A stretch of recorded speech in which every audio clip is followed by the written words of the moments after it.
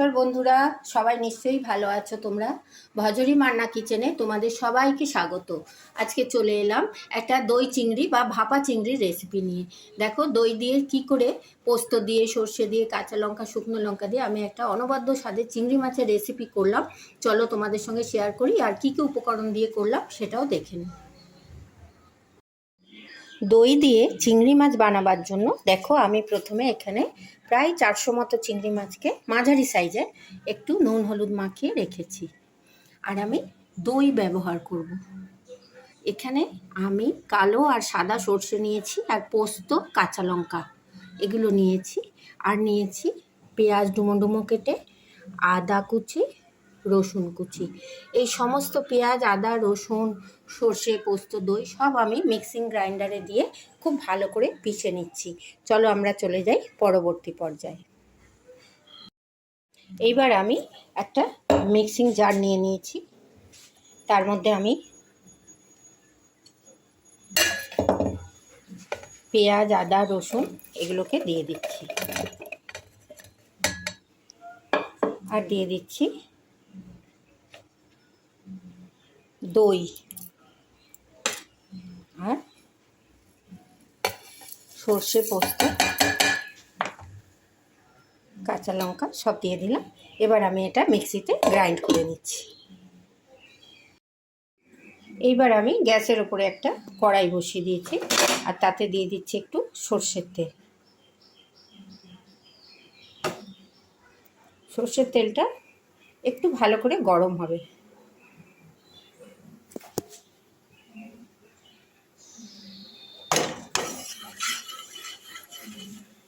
সর্ষের তেলটা যখন একটু ভালো করে গরম হয়েছে, তখন আমি নুন হলুদ মাখানো চিংড়িগুলোকে তেলের মধ্যে দিয়ে দিচ্ছি।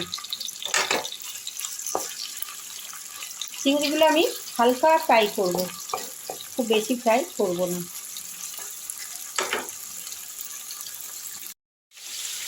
চিংড়ি মাছটা আমি একদিকটা হয়ে গেছে, আরেক দিকটা উল্টে দিলাম।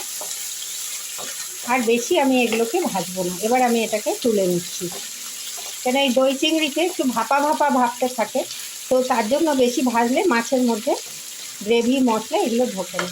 এবার আমি এগুলোকে তুলে নিচ্ছি। আমি চিংড়ি মাছটা তুলে নিলাম হালকা ভেজে। এবার আমি ওই তেলটার মধ্যেই দিয়ে দিচ্ছি একটা শুকনো লঙ্কা আর একটু তেজপাতা। তেলটা গরমই আছে, তার মধ্যে ফোড়নটা দিলাম। আর দিয়ে দিচ্ছি একটু দারচিনির গুঁড়ো।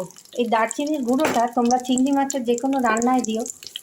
দারচিনিটা আমরা গোটা দিই, সেটা যদি একটু হামানদিস্তে থেতো করে দেওয়া হয়, গন্ধটা দ্বিগুণ বেড়ে যায়। দেখো, এইভাবে আমি মশলাগুলো দিয়ে দিলাম। এরপরে আমি দইয়ের যে পেস্টটা করেছি সেটা দিয়ে দিলাম।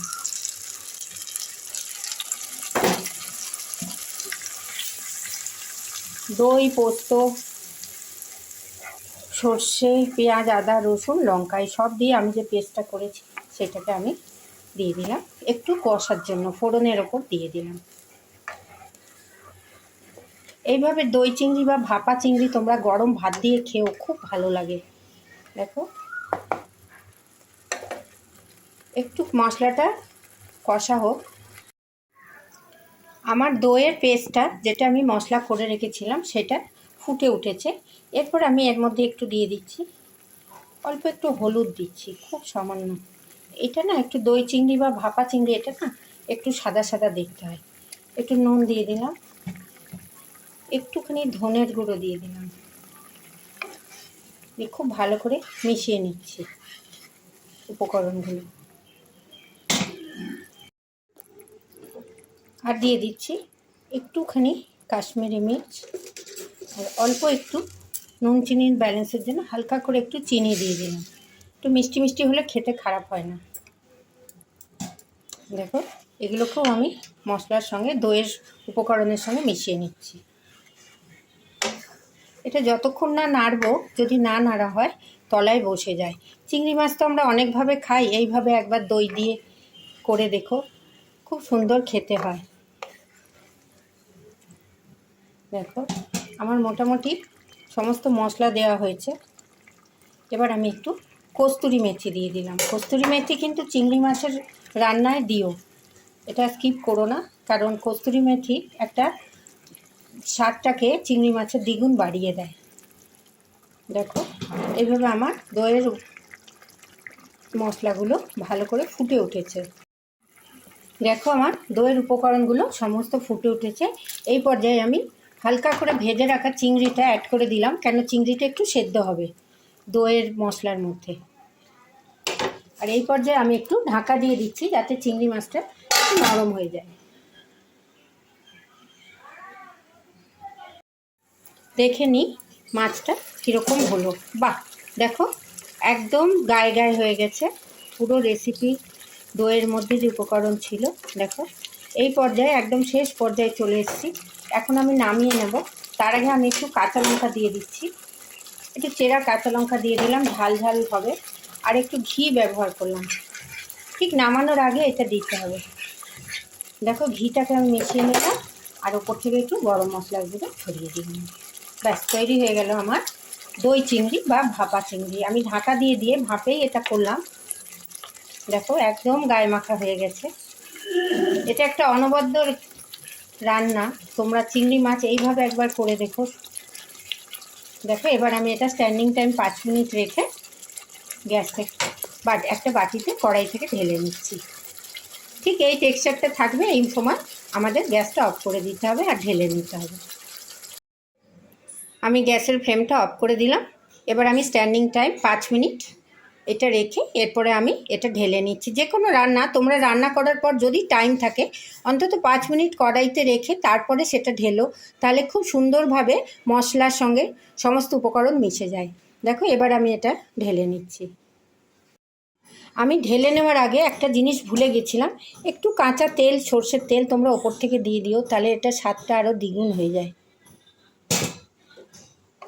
দিয়ে আরেকবার নেড়ে দিলাম।